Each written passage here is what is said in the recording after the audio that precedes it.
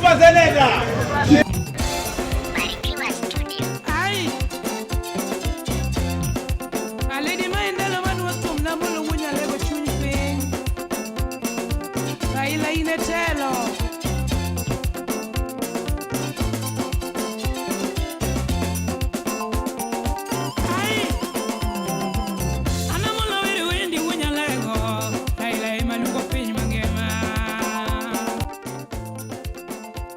Wanaona kusikizana hivyo wale walipatiwa nafasi.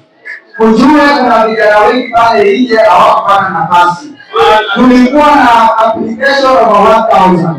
Kwa watu 1000 wewe ulipata nafasi. Na hii nafasi ni pesa ya serikali inalipwa. Usiwache hii pesa iende bure. Kesho uingia class na umemaliza na umepata attendance yako. Wakati unamaliza class.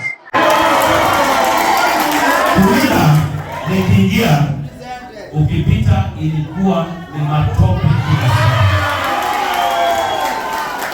Kwa miaka moja nilileta contractors wawili wakapiga lami ya Kuinda kwa mara ya kwanza. Sasa hivi naambiwa watoto wa Kuinda wanapata sketi, wanaendesha baiskeli, wanafurahia, sio? Jana tumelaunch Bohol na Ibimbi pale West Park, Nairobi West. Juzi tumeenda tukalaunch the first ever modern ICT center pale Nairobi West. Kuna kitu nataka kuambia. There's nothing more important than having your own skill. Kitu ambayo wewe unaweza fanya ukajivunia wewe mwenyewe. Nataka kuambia usidharau skill yoyote. Leo hata uende pale usome kitu kama plumbing, na kuambia hauwezi lala njaa kama kuna skill. Kuna watu wameenda university wamemaliza, lakini ilikuwa ni yao ya kujisomea, kazi bado haijapatikana. Mtu alienda pale TVET akasoma mambo ya electrical, akasoma mambo ya plumbing, saa hizi halali bila 10,000 ama 20,000 per day kwa sababu ya hiyo skill.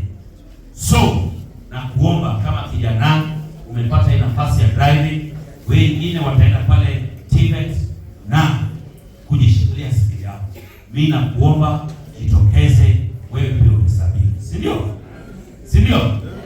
Today in partnership with Impala Driving School 250 young women and young men will get a skill that is driving. Si ndio? Wapi makofi? In the next 3 months hao wakimaliza wengine waingie.